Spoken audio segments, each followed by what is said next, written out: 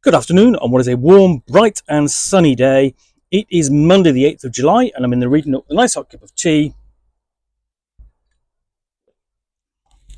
and excuse me, a box to continue unboxing. And what I'm going to pull out of here is Bite Me. Okay, this is for Ace, the awfully cheerful engine, the role-playing game published by N Publishing, supported with this series of mini supplements and scenarios which deal with sort of like very common familiar genres like Star Trek or Mad Max or Kids in Peril a la 80s movies. But this is going to deal with, of course, vampires. Darkness Bites. Prep your mystery wagon, sharpen your stakes, and ready your UV flashlight. Creatures of the night stalk the darkness, and only you have the knowledge and bravery to face the danger head on. News of strange occurrences at a rundown amusement park are making news in the press, and someone has asked the heroes to investigate. This sinister haunting soon reveals several occult connections and a trail that leads to a direct confrontation with a monster of legend. Our team of monster hunters will need to call on every trick in the paranormal investigator's handbook as they delve deeper into the shadows, only to find the darkness bites back. This fast, fun, tongue-in-cheek adventure for the Ace role-playing system includes all the material you need to run your own mystery-solving and vampire-slaying caper. Okay, so all you basically need is the core Ace rules. So, there we go. Open up, we've got the contents page, and sort of like the credits page section very down at the bottom there. We've got an introduction to the genre and an overview of what's in the book, including sort of look at the original cast of characters here, and makes clear that this is comedy horror, not horror. So it's sort of like in, say, Fright Night territory, Scooby-Doo, Buffy, and so on, that sort of thing. So we have a few sample characters, starting off with Fluffy Winter. I mean, that's Fluffy Winters, which is arguably so tongue-in-cheek it's out the other side. And then, and then a faithful dog, Ruby Roo, and so on. And then we have, Ted Bones, Cheery, paranormal investigator. So you've got those samples there, just ideas before you've got rules for creating your own. So suggested roles include animals and clerics and druids and slayers and vampires and werewolves. With new roles including fortune teller and paranormal investigator.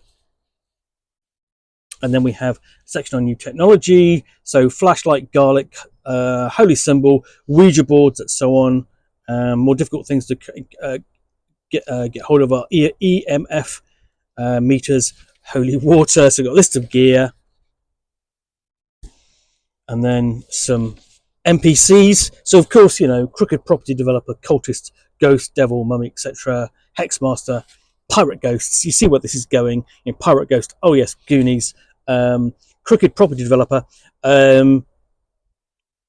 which basically just cries out to Mr. Johnson, pulling the mask off, as it were. And then we have the actual scenario, Darkness Bites. So synopsis and Act 1, things going on around town, how the player characters can get involved, and basically investigating, finding out some rumours before they get to the abandoned amusement park, where of course there's a poltergeist party going on and they might get spooked. And there they find the park poltergeist, but of course there are also ghost traps. And lastly, was it Mr. Scribbins all along? But that's only Act 1 because they're on the trail of the Dark Master. So this is actually quite a lengthier scenario than you might have normally found in one of these books. It's a bit more detailed as well. So yeah, you're going to encounter the monster mash.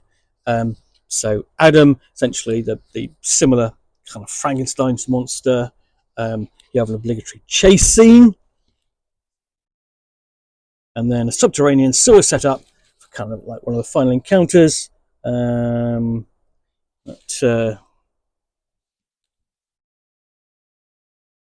then things get serious-ish, and things get more serious. Then they encounter that beast,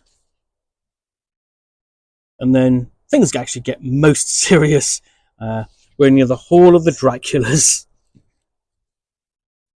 And that beast was a hellhound, and now it's really, really serious now. And there's the Dark Master. Just some suggestions for further capers at the end there, and some sequels to the scenario, and that's it. So you can bring this out. Ace is really easy to run, easy to prepare. You play this in a single session, and you've got a few bits and pieces in there to basically help you run a continuing campaign if you wanted to. Slightly tongue-in-cheek, or fairly tongue-in-cheek in some places. That's Bite Me for the Awfully Cheerful engine, or Ace. Well, I hope you enjoyed this unboxing in the Nook. If you did, then please do click on the like button down below. And of course, if you've got any comments or feedback, I do appreciate you taking the time to post those.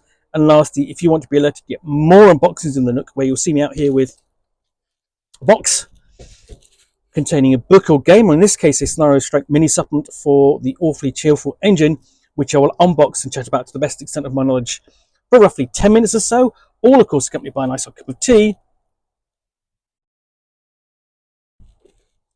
Then please do click on the subscribe button down below. In the meantime, thanks for watching another unboxing in the Nook video. I will be back again soon with another one. Bye for now.